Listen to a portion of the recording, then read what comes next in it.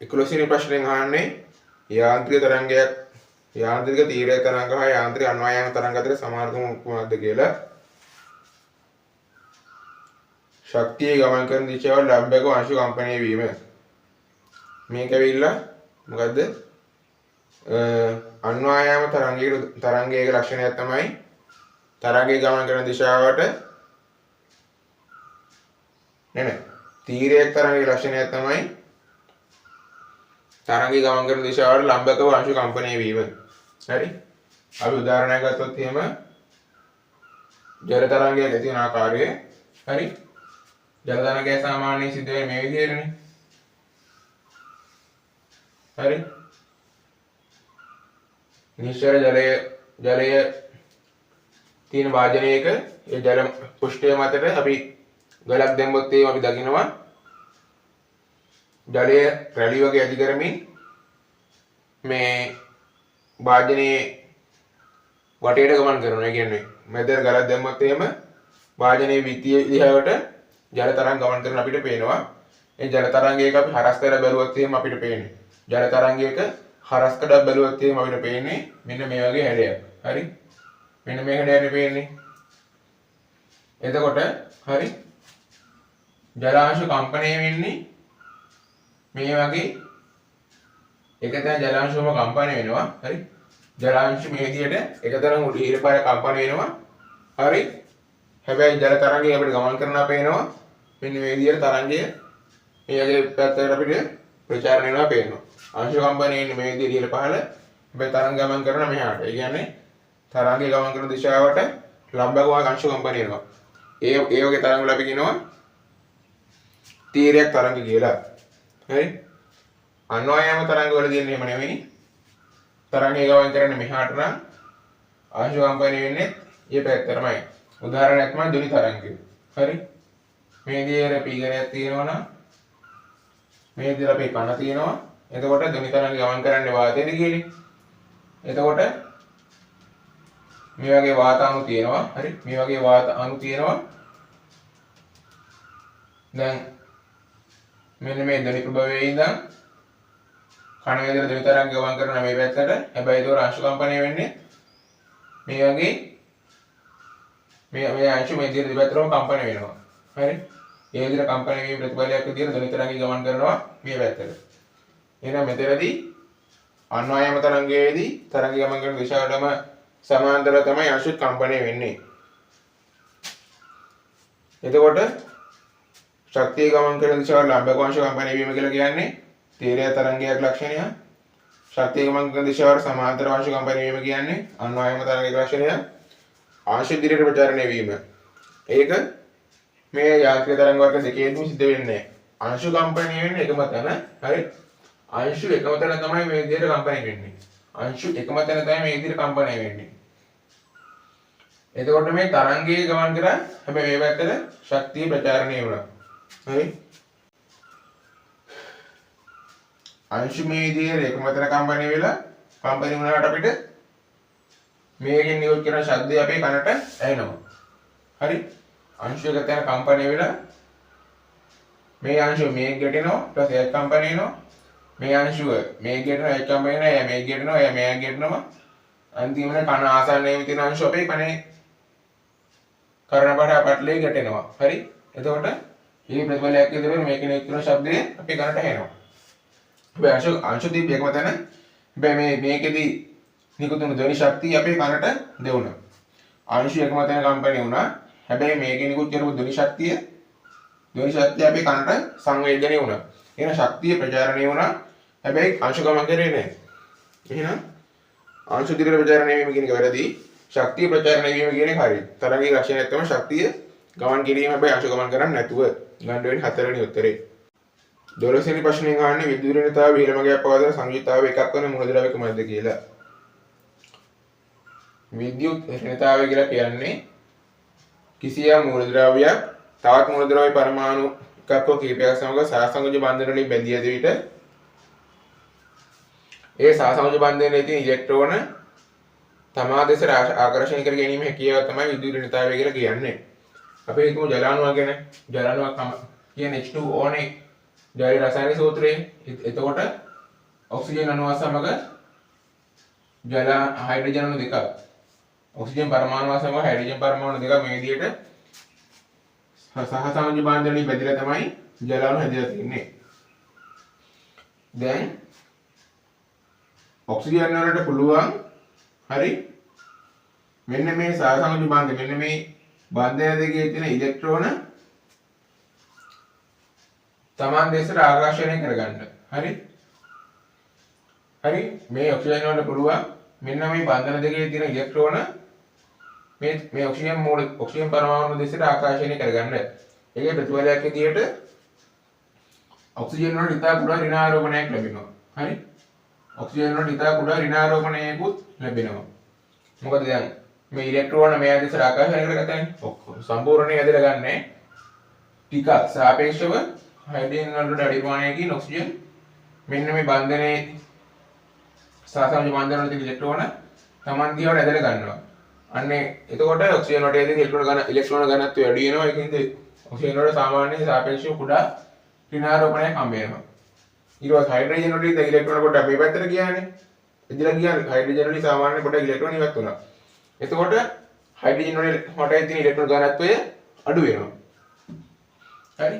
එතකොට හයිඩ්‍රජන් වල ඉතා කුඩා ධනාරෝපණයකුත් හම්බ වෙනවා. ඒක අපි ඔයාලට කතා කරන්නේ මම නිකන් කිව්වේ කොහොම හරි ඔක්සිජන් හයිඩ්‍රජන් වලට සාපේක්ෂව ඔක්සිජන් වල විද්‍යුත් ඍණතාවය වැඩි. අන්නේ ඒ හින්දා ඔක්සිජන් වල පුළුවන් වුණා මෙන්න මේ හයිඩ්‍රජන් සමග අදලා තියෙන මෙන්න මේ බන්ධනයේ සහසංයෝජ බන්ධනයේ තියෙන ඉලෙක්ට්‍රෝන Taman දිහාට ඇදලා ගන්න. හරි. ඒක හේතුව තමයි ඔක්සිජන් වල විද්‍යුත් ඍණතාවය හයිඩ්‍රජන් වලට සාපේක්ෂව වැඩි වීම. ඊට පස්සේ ඔක්සිජන් වලට තියෙන දැන් ඉලෙක්ට්‍රෝන ඝනත්වය වැඩි වුණ හින්දා ඔක්සිජන් වල කුඩා ඍණාරෝපණයක් හම්බුණා. මේ ආඩේ තියෙන ඉලෙක්ට්‍රෝන ඝනත්වය වැඩි වුණ හින්දා මේකට කුඩා ධනාරෝපණයක් හම්බුණා. හරි. මේක තමයි දැන් විද්‍යුත් ඍණතාවය කියලා කියන්නේ. අපි දැන් පළවෙනි මූලද්‍රව්‍ය වල විද්‍යුත් ඍණතාවය අපි මයින්නේ මේ මතක තියාගන්න පෝලින් පරිමාණයෙන් තමයි මූලද්‍රව්‍ය වල විද්‍යුත් ඍණතාවය මයින්නේ. පෝලින් පරිමාණයෙන් විද්‍යුත් ඍණතාවය මන්නාව අපි කියනවා ප්‍රස්ථාරය මෙන්න මේ වගේ. හරි.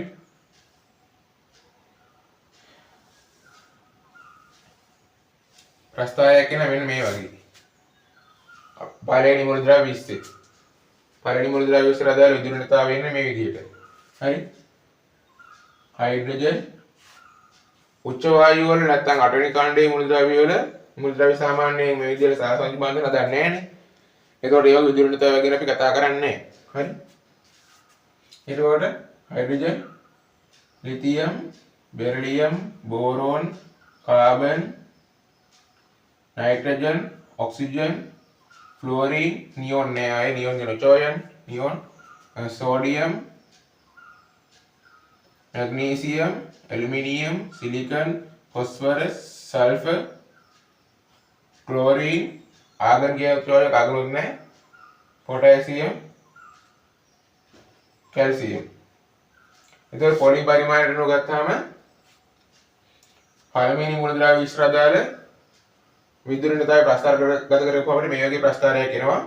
හරිද? එතකොට අපිට මේ ප්‍රස්ථාරයේ y අක්ෂයෙන් පෙන්නන්නේ එතකොට විද්‍යුත් ඍණතාවය. පොලින් පරිමාණන විද්‍යුත් ඍණතාවය තමයි ප්‍රස්ථාරයේ y අක්ෂයෙන් අපිට පෙන්නන්නේ. හරි? විද්‍යුත් ඍණතාවය. එතකොට බලපුවම ප්‍රස්ථාරයට අනුව විද්‍යුත් ඍණතාවය ඉහළ මගයක් පවතින කාටද? ෆ්ලුවරීන් වලට. හරි. ප්‍රස්ථාරයට අනුව විද්‍යුත් ඍණතාවය ඉහළ මගයක් පවතින පළවෙනි මූලද්‍රව්‍ය විශ්ලේෂණය විද්‍යුත් ඍණතාවය ඉහළ මගයක් පවතින ෆ්ලුවරීන් වලට. අඩු විද්‍යුත් ඍණතාවයක් තියෙන්නේ පොටෑසියම් වලට. මේ ප්‍රස්ථාරයට අනුව මේ ප්‍රස්ථාරයෙන් අපි බලුවන් දැන් පොතේ තියෙන ප්‍රස්ථාරය හරියට දීලා තියෙන එක පොඩ්ඩක් බලන්න. අපිට ගන්න බලද්දී සෝඩියම් වලටදී මැග්නීසියම් වල විද්‍යුත් ඍණතාවය වැඩි. ඊට පස්සේ මැග්නීසියම් වලදී ඔක්සිජන් වල විද්‍යුත් ඍණතාවය වැඩි. මේ වගේ අපිට විද්‍යුත් ඍණතාවය ප්‍රස්ථාරයක අපිට හොයා ගන්න පුළුවන්. එතකොට වැඩිම විද්‍යුත් ඍණතාවයේ තියෙන මූලද්‍රව්‍ය තමයි ෆ්ලෝරින් කියලා කියන්නේ. ගන්න වෙන්නේ එතකොට පළවෙනි උත්තරේ. 13 වෙනි ප්‍රශ්නේ තියෙන්නේ මත්ස්‍යයින් වගේ ජීවීන්ගේ දේහාවරණ සමසලකෝවිට දැකිය හැකි සමානතාවක් හා අසමානතාවක් පිළිවෙලින් දැකෙන පිළිතුර තෝරන්න.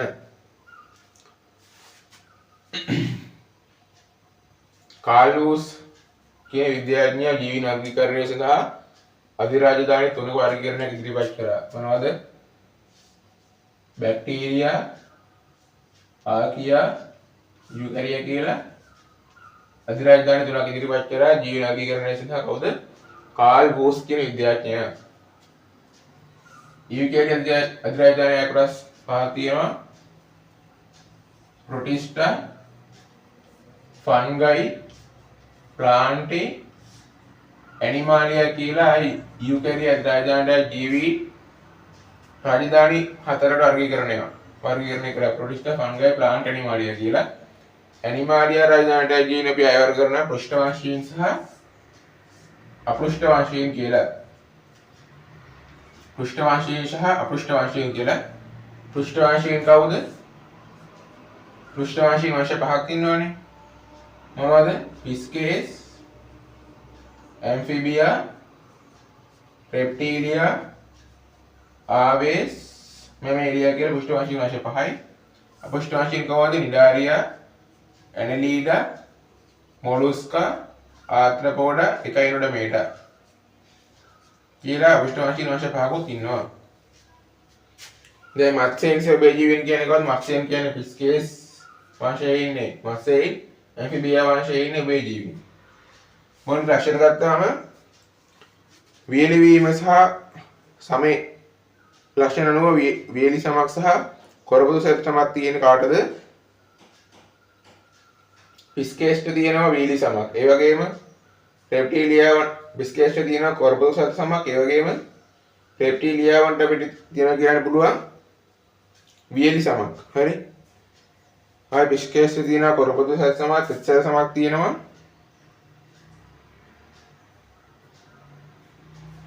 ඇම්ෆිබියාවන්ට තියෙනවා පිස්කේස්ට තෙත්සල සම තියෙනවා. වියලි සම තියෙන කාටද? රෙප්ටීලියාවන්ට. ඇම්ෆිබියාවන්ට සහ පිස්කේස්ට තියෙනවා තෙත සමක්. ඒ වගේම පිස්කේස්ට තියෙනවා කොරපොතු සැද සමක්. ඊළඟට ග්‍රන්ථි සැද දෙසමක් වීම. පිස්කේස්ට සහ ඇම්ෆිබියාවන්ට කියන දෙගොල්ලටම ග්‍රන්ථි සහිත තෙත් සමක් තියෙනවා. කොරපොතු තියෙන්නේ පිස්කේස් වංශයට. හරි. එතකොට සමානතාවයක් විදිහට ගන්න පුළුවන් නේ. ග්‍රන්ථි සහිත තෙත් සමක් පිළිදීම කියන එක පිස්කේස් ඇම්ෆිබියාවන් දෙගොල්ලටම හරි. හැබැයි කොරපොතු පිළිදීම තියෙන්නේ පිස්කේස් වංශයේ ඉන්න මත්ස්‍යයන් විතරයි. හරි. එතකොට උත්තරේ විදිහට තුන්වෙනි එක ගන්න පුළුවන්. සමානතාවය තමයි සමේ ලක්ෂණ වලින් සමානතාවය තමයි ග්‍රන්ථි සහිත තෙත් සමක් තියනවා කියන එක. මත්ස්‍ය සබ්ජීවීන් දෙගොල්ලටම කොරපොතු පිළිදීම කියන එක මත්ස්‍යයන් විතරක් තියෙන ලක්ෂණයක්. සම වේලි වීම රෙප්ටීලියාවන්ට තියෙන ලක්ෂණයක්. එතකොට තුන්වෙනි උත්තරය මේකට ගන්න පුළුවන්. 14 වෙනි ප්‍රශ්නයෙන් අහන්නේ එක්තරා තරංගයක සංඛ්‍යාවකට 10ක් වේ. එහි ආවර්ත කාලය කොහොමද? දැන් අපි ඉස්සෙල්ලා කතා කරා තරංගයක් තියෙනවා මෙහෙම. තරංගය ගමන් කරන්නේ මේ පැත්තට නම් මේක අපි හිතමු තීරක තරංගය කියලා. තරංගය අංශ කම්පණය වෙන්නේ මේ විදිහට. කිසියම් එක් ලක්ෂයක් වට තමයි තරංගය අංශ කම්පණය වෙන්නේ. හරි? තරංගය අංශ කම්පණය වෙන්නේ මේ වගේ කිසියම් එක් ලක්ෂයක් වට ඉරපාල කම්පණය වෙනවා. එතකොට මේ අංශුව ඉහළ පහළ එක් ලක්ෂයක් වට වුවම කම්පණය වෙනවා. ඒක ප්‍රතිඵලයක් විදිහට තරංගය ගමන් කරනවා මේ පැත්තට. සංඛ්‍යාදී හර්ට්ස් 10ක් කියලා කියන්නේ මෙන්න මේ තරංගයේ සංඛ්‍යාදී හර්ට්ස් 10 කියලා කියන්නේ දැන් මේ තරංගයක දෝලනයක් කියන්නේ මෙන්න මේ අක්ෂය මේ අංශුව එක මෙන්න මේ අංශුව එක දෝලනයක් කියලා කියන්නේ ඒක කම්පනයක් කියන්නේ මෙන්න මේ අංශුව මෙතනින් පටන්ගෙන ඉහළට ගිහිල්ලා පහළට ගිහිල්ලා ආයේ මධ්‍ය පීඨමයටම ආවත් තමයි මෙන්න හොම ගිහිල්ලා උඩට ගිහිල්ලා පරට ඇවිල්ලා ආයේ මධ්‍ය පීඨමයට ආවට පස්සේ අන්න ඒ සිදුවන චලනය අපි කියනවා තරංගයේ අංශුවේ එක කම්පනයක් එහෙම නැත්නම් එක දෝලනයක් කියලා. හරි. දැන් තරංගයේ මෙන්න මේ එක දෝලනයක් සිදු වීම සඳහා එක සම්පූර්ණ දෝලනයක් සිදු වීම සඳහා ගත වන කාලයට අපි කියනවා ආවර්ත කාලය කියලා. හරි. ආවර්ත කාලය කියලා. ඊළඟට එක තප්පරයක් තුළදී සිදුවන මෙන්න මේ දෝලන සංඛ්‍යාවට අපි කියනවා සංඛ්‍යාතය කියලා. සංඛ්‍යාතය කියලා. හරි.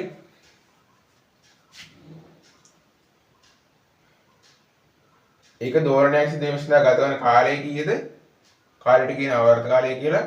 තත්පරයකදී සිදුවන දෝලන සංඛ්‍යාවට කියනවා අපි සංඛ්‍යාතය කියලා. තත්පරයේ සිදුවන කම්පන සංඛ්‍යාවට කියන අපි සංඛ්‍යාතය කියලා. දැන් එතකොට අපිට තේරෙනව නේද මේ තත්පරයක කාලය ආවර්ත කාලයේ මෙදුවොත් එහෙම. හරි. තත්පරේ අපිට එනවා සංඛ්‍යාතය. එක දෝලනයක් සිදුවීම සඳහා ගත වන කාලය තත්පරයේ කියන කාලය මෙදුවොත් එහෙම අපිට එනවා තත්පරයකදී සිදුවන දෝලන සංඛ්‍යාව. නේ? තේරෙනවද? තත්පරයක කාලයක් එක දෝලනයක් සිදුවීම සඳහා ගත වන කාලය මෙදුවොත් අපිට එනවා එක තත්පරයේ සිදුවන දෝලන සංඛ්‍යාව. එහෙනම් අපිට කියන්න පුළුවන් සංඛ්‍යාතය කියලා කියන්නේ ආවර්ත කාලයේ පරස්පරය. හරි?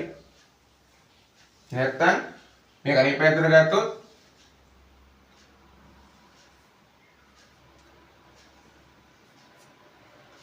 හරි? තත්පරයක කාලයක් හරිද? තත්පරයකදී සිදුවන දෝලන සංඛ්‍යාව බෙදුවොත් අපිට එක දෝලනයක් සිදුවීම සඳහා ගත වෙන කාලය එනවා. තත්පරයක කාලයක් හරි අපි තත්පරයකදී සිදුවන දෝලන සංඛ්‍යාව බෙදුවොත් අපිට එක දෝලනයක් සිදුවීම සඳහා ගත වන කාලය. එහෙනම් ආවර්ත කාලය එනවා. එතකොට ආවර්ත කාලය සහ සංඛ්‍යාතය කියන දේ එකිනෙකට පරස්පරයි. හරි?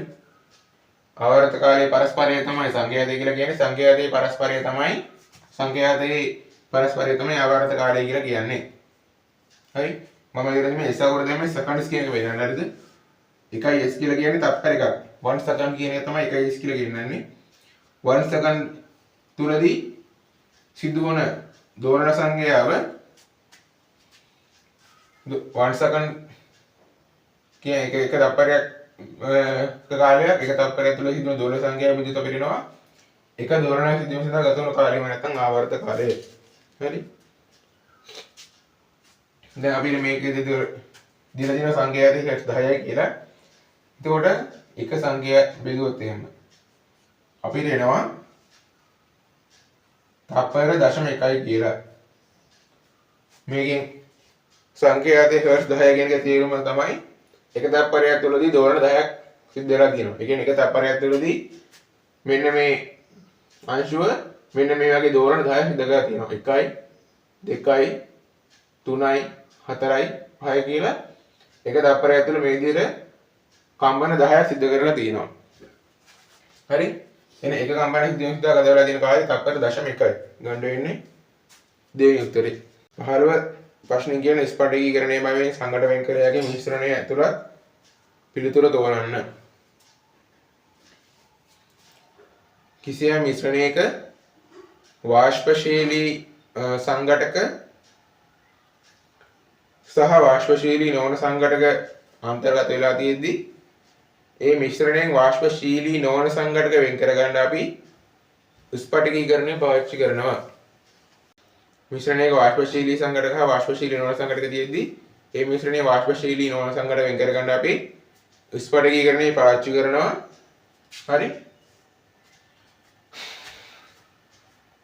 ස්පටිකීකරණයේදී හිතන්න අපි මුහුදු ජලයෙන් ලුණු වෙන් කර ගැනීම කියලා. මෙතනදී පාවිච්චි කරන ස්පටිකීකරණය කියන ක්‍රියාවලිය. හරි? මුහුදු ජලය මේ වගේ තටාකයකට දාලා මුහුදු ජලය මේ වගේ තටාකයකට දාලා අපි මොකද කරන්නේ මේක හිරවැලියට තියන්නේ මේකට අවු වැටෙන්න සලස්වනවා. අවු වැටෙන්න සලස්වනවා. එතකොට මොකද වෙන්නේ? මෙන්න මේ මුහුදු ජලයේ ඊයේ තියෙන මිශ්‍රණයෙන් මුහුදු ජලය ඉවත් වෙලා වාෂ්ප වෙලා යනවා. හරි? ජලය ඉවත් වෙලා වාෂ්ප වෙලා ගියාම මොකද කිසියම් උෂ්ණත්වයකදී මේ කිසියම් ද්‍රාවකයක් තුල කිසියම් ද්‍රාවකයක් දිය වෙලා තියෙන්න පුළුවන් කිසියම් සාන්ද්‍රණයක් තියෙනවා. හරි? කිසියම් නියත උෂ්ණත්වයකදී කිසියම් ද්‍රාවකයක් තුල කිසියම් ද්‍රාවකයකට දිය වෙලා තියෙන්න පුළුවන් උපරිම ප්‍රමාණයක් තියෙනවා. හරි? ඒ විදිහට කිසියම් ද්‍රාවකයක් තුල කිසියම් ද්‍රාවකයක් දිය වෙලා තියෙන උපරිම ප්‍රමාණයෙන් කිසියම් ද්‍රාවකයක් තුල කිසියම් උෂ්ණත්වයකදී කිසියම් ද්‍රාවකයක් උපරිම ප්‍රමාණයකින් දිය වෙලා තියෙනවා අපි කියනවා එමේ ද්‍රාවකයේ අදාළ ද්‍රාවකයෙන් සම්තෘප්තයි කියලා. හරි? කිසියම් ද්‍රාවකයක් තුල කිසියම් උෂ්ණත්වයකදී හරි කිසියම් ද්‍රාවකයක් තුල යම් ද්‍රාවකයක් දිය වෙලා තියෙනවා. හරිද? මෙතනදී ඒ ද්‍රාව්‍ය අදාළ ද්‍රාවකයේ තුල තියෙන බලම් උපරිම ප්‍රමාණයෙන්ම දිය වෙලා තියෙනවා නම් අපි කියනවා අදාළ ද්‍රාවකයේ අදාළ ද්‍රාවයෙන් සංතෘප්තයි කියලා. හරි? එතකොට ඒ ද්‍රාවකයේ තුලට උෂ්ණත්වය වෙනසක් සිද්ධ කරන්නේ නැතුව තවදුරටත් ද්‍රාව්‍ය එකතු කරොත් එහෙම. අදාළ ද්‍රාවණයේ තුලට තවදුරටත් ද්‍රාව්‍ය එකතු කරොත් එහෙම ඒ ද්‍රාව්‍ය මේ ද්‍රාවණය තුල ද්‍රාවකය තුල දිය වෙන්නේ නැහැ. ඒක ඝනයක් විදිහට ඉතුරු වෙනවා. හරි? කිසියම් ද්‍රාවකයක් තුල කිසියම් ද්‍රාව්‍යයක් දී කරලා අපි ද්‍රාවණයක් හදා ගන්නවා. හරිද? ඒ ද්‍රාවකය තුල මේ ද්‍රාව්‍ය උපරිම ප්‍රමාණයෙන් දී වෙලා තියෙනවා නම් අපි ඒකට කියනවා අදාළ ද්‍රාව්‍යයෙන් එම ද්‍රාවකය සම්තෘප්තයි කියලා. මේ සංතෘප්ත ද්‍රාවණයට තවදුරටත් ද්‍රාව්‍ය එකතු කරොත් එහෙම ඒ ද්‍රාව්‍ය මේ ද්‍රාවණය තුළ දිය වෙන්නේ නැහැ. එයා ඝනයක් විදිහට ඉතුරු වෙනවා. හරි? දැන් මෙතනත් මොකද වෙන්නේ? මුහුදු ජලයේ තියෙනවා මුහුදු ජලයේ ලුණු දිය වෙලා තියෙන්නේ. හරිද? අපි හිතමු පරිසර උෂ්ණත්වය නියතයි කියලා. දැන් මේ විදිහට හිරු එළිය නිරාවරණය වෙලා තියෙන හින්දා මෙතනින් මොකද වෙන්නේ? මේ මුහුදු ජලයේ තියෙන ජලය ලුණු නැතුව ජලය මොකද ලුණු කියන දේ වාෂ්පශීලී සංඝටකයක් නෙවෙයි. හැබැයි ජලය වාෂ්ප වෙනවා. දැන් මේකේ ජලය වාෂ්ප වෙනවා කියන්නේ ජල පරිමාව අඩු වෙනවා. හරිද? ජල පරිමාව අඩු වෙලා තියෙද්දි මේකේ පරිමාව වැඩි වෙද්දිද ලුණු වල සාන්ද්‍රණය වැඩි වෙනවනේ. නේද? ලුණු වල සාන්ද්‍රණය වැඩි වෙනවා. මුහුදු ජලයේ තියෙනවා ජලය වාෂ්ප වෙනවා. හැබැයි ලුණු වාෂ්ප වෙන්නේ නැහැ. ජල ප්‍රමාණය ක්‍රමයෙන් අඩු වෙනවා. එතකොට මේ ද්‍රාවණයේ තියෙන ලුණු සාන්ද්‍රණය ක්‍රමයෙන් අඩු වෙනවා. හරිද? එක්තරා අවස්ථාවක් එනවා. දැන් මේ ද්‍රාවණය තුල තියෙන දියලා තියෙන ලුණු ප්‍රමාණය උපරිමයකට ඇවිල්ලා තියෙන්නේ. හරි? උපරිමයකට ඇවිල්ලා කියන්නේ මේ ද්‍රාවණයේ ලුණු වලින් සමතුලිත වෙනවා. මේකෙන් තවදුරටත් හැබැයි ජලය මොකද වෙන්නේ? වාෂ්ප වෙනවා. ඒත් ජල පරිමාව තවත් අඩු වෙනවා. ඒක ප්‍රතිපලයක් විදියට ලුණු දැන් මොකද වෙන්නේ? ලුණු වලට දැන් දියලා ඉන්න බෑ. ලුණු වලට මේ ජලයේ දියලා ඉන්න බෑ. ලුණු මොකද වෙන්නේ? ඝනීභවණය වෙන්න පටන් ගන්නවා. හරි? ජල ප්‍රමාණය අඩු වෙන්න ලුණු ටික ඝනීභවණය වෙන්න පටන් ගන්නවා. මොකද සාන්ද්‍රෘත සීමාව ඉක්මවලා ගියට පස්සේ ජලය තවත් අඩු වෙද්දී ලුණු වල සාන්ද්‍රණය වැඩි හින්දා ලුණු ඝනීභවණයට පටන් ගන්නවා. අන්නේ සිද්ධියට අපි කියනවා ස්ෆටිකීකරණය කියලා. මෙතනදී ඇසිඩික් ආම්ලය සහ ජලය කියන දේ අපිට දෙකම වාෂ්පශීලී හින්දා වෙන් කර ගන්න බෑ. හැබැයි කොපර් සල්ෆේට් ජලය මේකේදී කොපර් සල්ෆේට් කියන එක වාෂ්පශීලී සංඝටකයක් නෙමෙයි. ජලය වාෂ්පශීලී. ඒතර කොපර් සල්ෆේට් සහ ජලයේ මිශ්‍රණයකින් අපිට ජලය ටික වාෂ්ප කරලා කොපර් සල්ෆේට් වෙන් කර ගන්න පුළුවන්. ඒතර උත්තර විදිහට දෙවෙනි එක ගන්න පුළුවන්. 16 ප්‍රශ්නෙන් අහන්නේ පහත ප්‍රකාශ අතරින් නිඩාරිය වාංශය සඳගිය පොදු ලක්ෂණය වන්නේ මොනවාද? අරිය සමමිත දේහ දැරීම නිඩාරිය වාංශයේ පොදු ලක්ෂණයක්. සියල්ල මිශ්‍රණ පෝෂණය ඒකත් හරි. ස්වයං පෝෂණය නිඩාරිය මිශ්‍රණ පෝෂණය ද්විබී ප්‍රකාශය හරි. නාල පාදමගේ සංචරණය කිරීම නිඩාරියවන් අපි අර කරනවානේ මේ භූභාකාරය සහ මිදුසාකාරය කියලා. භූභාකාරයට සංජානනය කරන්න පුළුවන් හැබැයි මිදුසාකාරයට සංජානනය කරන්න බෑ. එතකොට මේ නල පාදව සංජානනය කිරීම කියන්නේ පොදු ලක්ෂණයක් නෙමෙයි. ඒක ගන්න වෙන්නේ A හා B කියන එක තමයි මේකට උත්තරය විදිහට ගන්න වෙන්නේ හතරවෙනි පිළිතුර. 17 වෙනි ප්‍රශ්නයෙන් කියලා තියෙනවා A හි බර නියුටන් m වේ B හි බර කොපමණද කියලා. රූපේ කියලා තියෙනවා මේ සහැල්ලු දණ්ඩක් තියෙන එක සමතුලිතයි කියලා. රූපේ කියලා තියෙනවා මෙන්න මේ දණ්ඩ සහැල්ලුයි. ඒ වගේම මේක සමතුලිතව තියෙනවා කියලා. දණ්ඩ සමතුලිතව තියෙන්න නම් දැන් මෙන්න මේ බර මගින් මේ ලක්ෂය වටා මේ පැත්තට බල ගුණයක් ඇති කරන මේ වගේම මෙන්න මේ පැත්තෙන් මේ දණ්ඩ මගින් මේ බර හේතුවෙන් මෙන්න මේ ලක්ෂය වටා මේ පැත්තට ගුණයක් ඇති කරනවා. දණ්ඩ සමතුලිතව තියෙන්න නම් මෙන්න මේ ලක්ෂය වටා මෙන්න මේ වාමාවර්ත බල ගුණයයි දක්ෂිනාවර්ත බල ගුණයයි කියන දෙකම සමාන වෙන්න ඕන. වාමාවර්ත බල ගුණයයි දක්ෂිනාවර්ත බල ගුණයයි සමාන වෙන්න නම් මොකද වෙන්නේ? මෙන්න මේ A වස්තුවේ බර ක්‍රියාත්මක වෙන්නේ පහළටනේ. ඒ වස්තුවේ බර කීයද? mg. අපි හිතුවත් කියම P වස්තුවේ බර B වස්තුවේ බර P කියලා. අපිට ඒකේ බර ලියන්න පුළුවන් Pg කියලා. හරි? එතකොට මේ ලක්ෂය වටා මේ බලය මගින් තියෙන බල ගුණ විශාලත්වය කීයද? mg ගුණ කිරීම 2x. සමතුලිතව තියෙනවා කියලා කියන්නේ මේ පැත්තේ බල ගුණය මේ පැත්තේ බල ගුණය සමානයි. එතකොට මේ පැත්තේ බලය නැත්නම් බර Pg බලයේ ක්‍රියා රේඛාවට භ්‍රමණ අක්ෂයේ තියෙන දුර x. එතකොට අපිට P වලගේ ගන්න පුළුවන් 2m කියලා. P වලගේ අපිට නෝ 2m කියලා.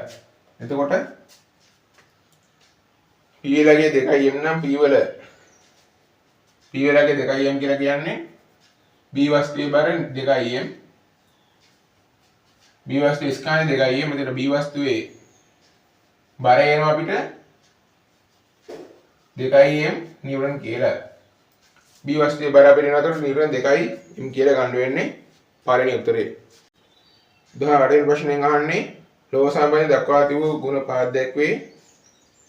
සත්‍ය යන්නේ මොකද්ද කියලා. ඉහළ දාපා විදුසානායකතාවය තිබීම. ඒක හරි. සෑම ලෝහයක්ම තනකම් ලෙස ප්‍රතික්‍රියා කිරීම. ඒක වැරදි. ප්‍රස්ථාරයේ ශක්ති දර්ශනීය වලම අපි potassium, sodium, calcium, magnesium, aluminium, zinc, iron, tin, lead, hydrogen, copper, රසදිය, silver, platinum, gold. potassium, sodium, calcium, magnesium, potassium, sodium, calcium, magnesium, aluminium, zinc, iron, tin, lead, hydrogen, copper, residual, silver, platinum, gold. මේක සැකේත ශ්‍රේණිය. මෙතනදී තියෙන ඔක්කොම ලෝහ hydrogen ඇර. Hydrogen ඇර මෙතනදී සැකේත ශ්‍රේණියේ තියෙන මෙන්න මේ ටික සම්පූර්ණයේ ලෝහ. ඊළඟට මේ සැකේත ශ්‍රේණියේ හයිඩ්‍රජන් වල පහළින් තියෙන ලෝහ තනුකාම්ල සමග ප්‍රතික්‍රියා කරන්නේ නැහැ. හරි? සැකේත ශ්‍රේණියේ හයිඩ්‍රජන් වල පහළින් තියෙන ලෝහ තනුකාම්ල සමග ප්‍රතික්‍රියා කරන්නේ නැහැ. ඒක සෑම ලෝහයක්ම තනුකාම්ල සමග ප්‍රතික්‍රියා කිරීම කියන එක වැරදි. බොහෝ ඉහළ ඝනත්වයක් පැවතීම ඒක හරි. ඒතකොට 18 උත්තරය වෙන්නේ දෙවෙනි එක. 19 වෙනි ප්‍රශ්නෙන් අහලා තියෙන භූගත කඳක් නොදරන ශාකය කොහොමද කියලා. ශාකවල ප්‍රජනනය ගැන කතා කරනවා අපි. කතා කරනවා මොකද්ද? අලිංගික ප්‍රජනනයයි ලිංගික ප්‍රජනනයයි කියලා ශාකවල ප්‍රජනනය ගැන කතා කරද්දී. හරි? අලිංගික ප්‍රජනනය අපි ආවර කරනවා ස්වභාවික වර්ධක ප්‍රචාරණයයි කෘත්‍රිම වර්ධක ප්‍රචාරණය කියලා. ස්වභාවික වර්ධක ප්‍රචාරණය කියලා කියන්නේ මොකද්ද? ශාකයක භූගතව වායව පිරි කොටස් ශාකයක් ගත්තාම මේ ශාකයේ මෙන්න මේ භූගත ඔය තියෙන පොළොව මට්ටම නම් භූගතව පිහිටි කොටස් හෝ නැත්නම් වායව පිහිටි පොළොවේ උඩ වායව කියන්නේ පොළොවේ උඩ භූගත කියන්නේ පොළොව යට. හරි. ශාකයක භූගතව හෝ වායව පිහිටි කොටස් මගින් නව ශාක ඇතිවීම තමයි ස්වභාවික වර්ධක ප්‍රචාරණය කියලා කියන්නේ. හරි. එතකොට මේ ස්වභාවික වර්ධක ප්‍රචාරණය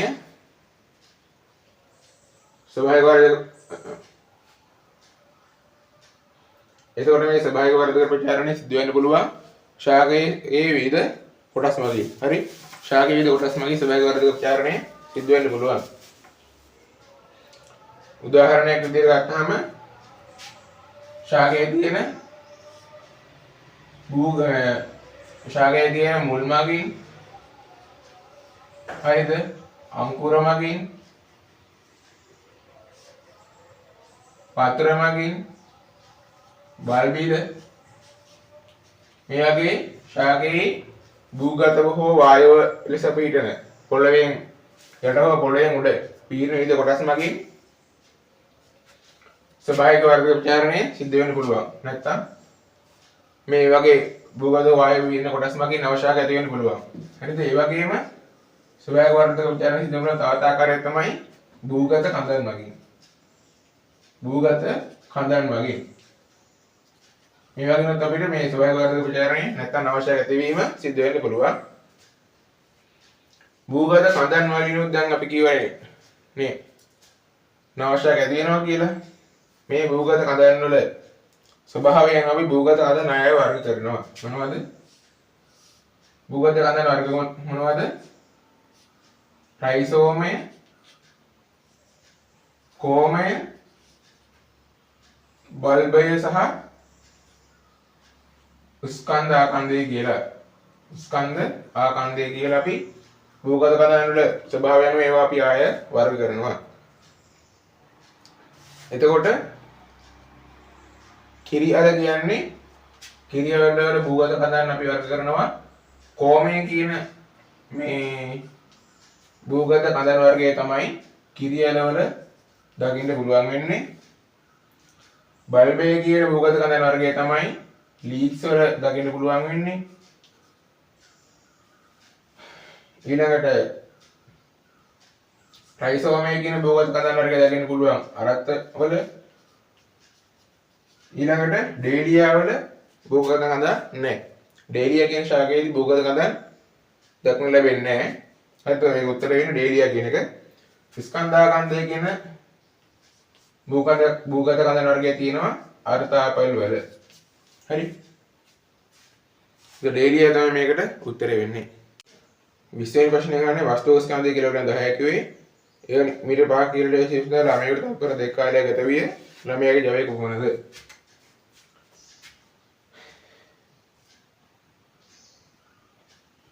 මේ දෙන්නේ පොළොව මට්ටමේ කියලා හිතන්න. පොළොව මට්ටමේ තියෙනවා කිලෝග්‍රෑම් 10ක ස්කන්ධයක්. හරි. දැන් මේක කිලෝමීටර් 5ක් උඩට උස්සනවා. හරි. කිලෝග්‍රෑම් 10ක ස්කන්ධය දැන් තියෙන්නේ මීටර් 5ක් කියලා.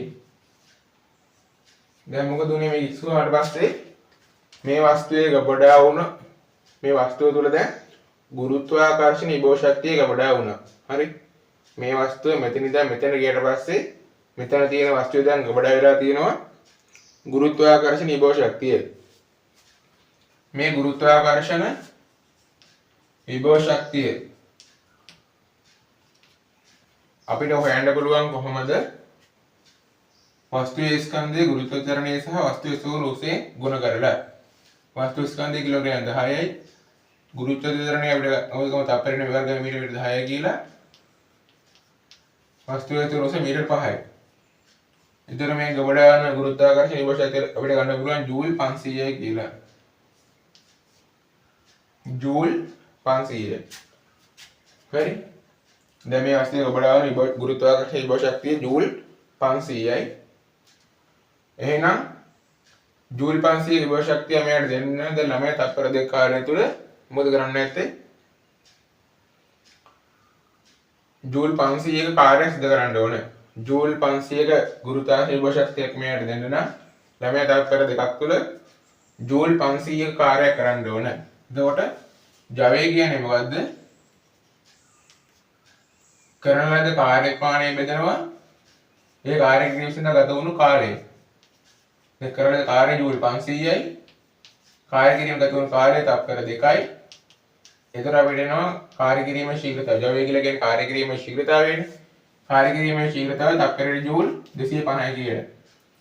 එතකොට තත්පරයට ජූල් 250යි. එහෙම නැත්නම් අපිට ගන්න පුළුවන් ජවය වොට් 250යි කියලා. ගන්න විතර පරිණි උත්තරේ. හරි. අපිට මෙතනදී මේ ගුරුත්වාකර්ෂණ බල ශක්තිය නැතුව කෙලින්ම මෙතනදී සිත් කරපු කාර්යය හොයන්න පුළුවන් කොහොමද? වස්තුවේ බර ස්කන්ධය කිලෝග්‍රෑම් 10 කියලා කියන්නේ වස්තුවේ බර නිවන 100යිනේ. හරිද? එතකොට මේ වස්තුව ඉහළට උස්සන්න ආයෙ ඉහළට නිව්ටන් 100ක බලයක් දෙන්න ඕන. අවම නිව්ටන් 100ක බලයක් දෙනවා ඉහළට උස්සන්න.